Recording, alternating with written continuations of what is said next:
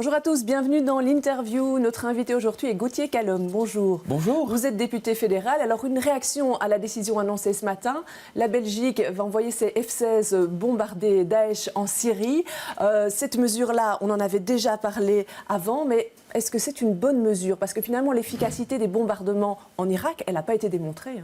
Oui, mais on avait déjà effectivement eu ce débat au Parlement, notamment lorsque la Belgique avait soutenu la première intervention à travers l'escorte du porte-avions Charles de Gaulle, où on avait envoyé la frégate Léopold. Et il y avait déjà eu un débat par rapport à ce qu'il faut intervenir. Et là, je pense que le ministre de la Défense avait été très clair en disant que si intervention il y avait, elle se ferait en concertation naturellement avec nos partenaires au niveau international, que ce soit à l'OTAN ou au niveau européen avec l'Union européenne, donc avec nos partenaires et nos voisins, mais aussi en concertation et en débat avec le Parlement. Et donc ça, je pense que le Premier ministre et le ministre de la Défense vont s'exprimer par rapport à ça. Il y aura aussi un large débat au Parlement. Débat qu'on avait promis, le Premier ministre l'avait promis avant de prendre la décision. Finalement, il n'a pas encore eu lieu. Là, il le promet pour d'ici le mois de juillet. Voilà, c'est ça. Je pense qu'il va avoir lieu évidemment avant la fin de la session parlementaire. Et donc, on pourra tout à fait s'exprimer, même si un certain nombre de parlementaires et de groupes politiques s'étaient déjà exprimés, tant dans la majorité que de l'opposition, parce que je pense que ça dépasse ce clivage-là. Une des critiques, c'était est-ce qu'il n'y a pas un risque de voir la Belgique être plus encore une cible pour Daesh, de représailles? Je pense que chacun doit pouvoir prendre ses responsabilités, et c'était aussi une des raisons pour lesquelles on avait émis cette condition d'intervenir dans le cadre d'un plan global avec nos partenaires, comme je vous le disais, internationaux et européens, et pas une intervention de la Belgique seule. Alors, on va parler des prisons, gros sujet depuis plusieurs jours, plusieurs semaines. Ce matin, le gouvernement, le Conseil des ministres, a décidé de valider le master plan.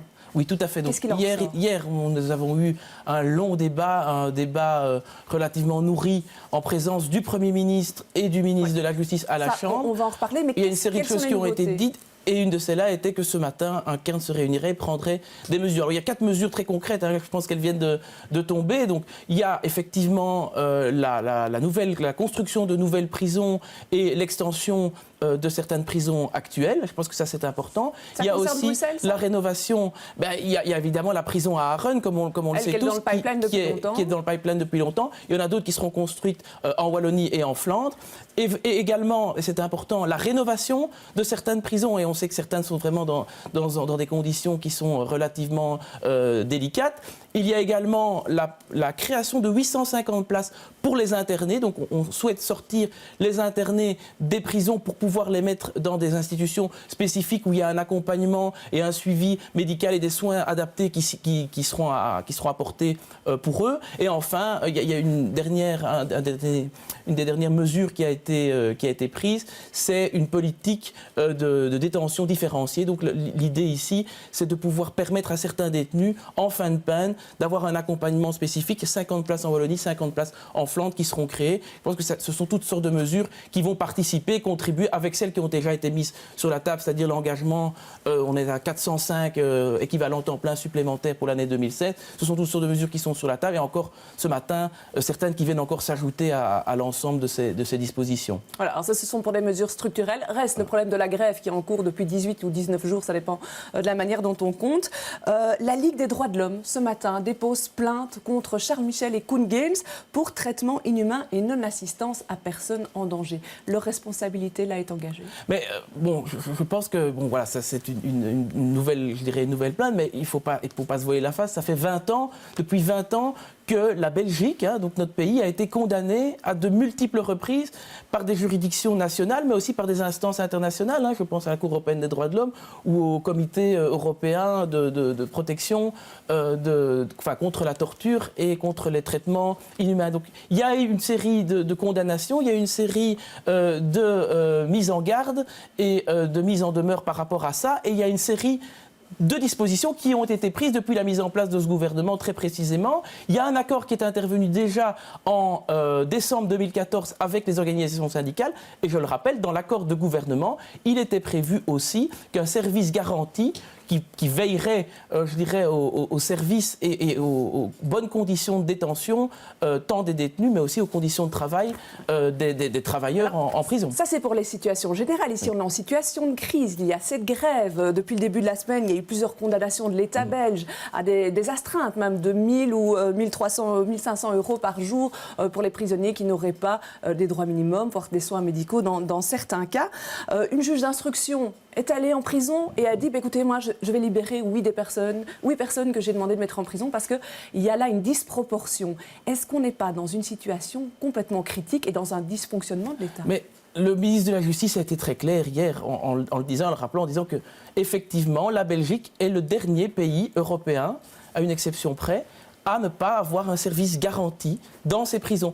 Tous les autres pays européens ont soit une interdiction de grève pour cette situation particulière, soit une situation de grève, mais avec des modalités. Et les modalités, c'est un service minimum. Mais oui, parce que, à la différence d'autres services qui peuvent être apportés dans d'autres secteurs, en prison, l'usager, c'est le prisonnier et il n'a pas d'autres possibilités de pouvoir avoir. Et quand on parle de service minimum, ça concerne quoi, soyons très clairs? Ça concerne la nourriture, ça concerne la santé, donc l'accès à des médicaments, à de l'eau, ou encore l'hygiène, à savoir la possibilité de pouvoir prendre une douche. Ce sont quand même des conditions qui doivent au minimum pouvoir être respectées et des services qui doivent pouvoir être garantis à ces détenus. Ça veut dire que le MR suit la NVA quand celle-ci dit utiliser la loi sur la réquisition des agents pour imposer aux agents d'aller prester ces services-là. Je pense qu'on ne va pas s'engager dans cette voie-là dans la mesure où dans l'accord de gouvernement, il est prévu un service minimum. Maintenant, il faut avancer et le mettre en place. Dans la situation d'urgence, eh bien, le gouvernement fédéral a pris ses responsabilités. Dans un premier temps, la police était intervenue, mais dans certaines situations, ça n'était pas possible parce que les policiers étaient également astreints à d'autres missions qu'ils devaient continuer à accomplir. Et donc, dans certains cas particuliers, on a pu déployer des militaires pour pouvoir assurer la sécurisation des lieux et pouvoir offrir, comme je le disais, ces services de première nécessité aux détenus pour qu'ils puissent être dans ou dans des conditions acceptables de dignité humaine, tout en assurant, comme je le disais, la sécurité, parce que c'est important dans des prisons. Est-ce qu'on tient suffisamment compte de la différence entre le nord et le sud du pays? Les problèmes ne sont pas les mêmes. Les infrastructures au sud sont bien plus dégradées. Au nord, c'est plutôt des problèmes de personnel. Je pense que les problèmes de personnel, ils existent tant au nord qu'au sud, tant en Wallonie qu'en Flandre, mais aussi à Bruxelles. Je pense que c'est important de le rappeler. Effectivement, il y a une situation et des infrastructures qui peuvent parfois être plus vétustes dans le sud du pays et à Bruxelles. À Bruxelles, si on voit, et moi j'ai eu l'occasion de la visiter il y a 10 ans quand je faisais mes études de droit, la situation de la prison de Forêt, elle est catastrophique. Et donc l'idée, c'est de pouvoir à un moment donné fermer ces prisons et transférer les détenus dans les nouvelles prisons qui seront mises aux normes, je dirais, aux normes actuelles en termes de respect de la dignité humaine et de la sécurité. Et c'est le cas de la prison de Haren, qui devait normalement être inaugurée en 2016. On sait qu'il y a eu des problèmes de permis, de procédures administratives qui ont retardé cette échéance. Mais maintenant, je pense que le ministre Gaines, le ministre de la Justice, en concertation avec le ministre chargé de la régie des bâtiments, donc c'est Yann Yambon, mettent tous leurs efforts, concentrent tous leurs efforts pour que ce projet voit le jour le plus rapidement possible. Un projet qui est émaillé de beaucoup de critiques de la part des magistrats, des avocats, des associations. Donc malgré ça, le gouvernement continue sur ce projet à cet endroit-là. Le gouvernement tient le cap.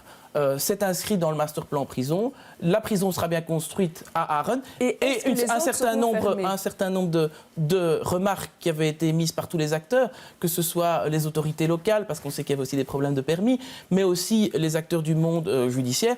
Tous ces acteurs ont été entendus.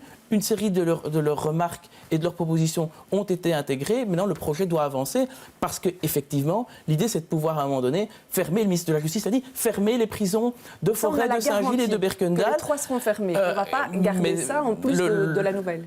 Le bourgmestre de Forêt avait même parlé d'une fermeture immédiate et imminente.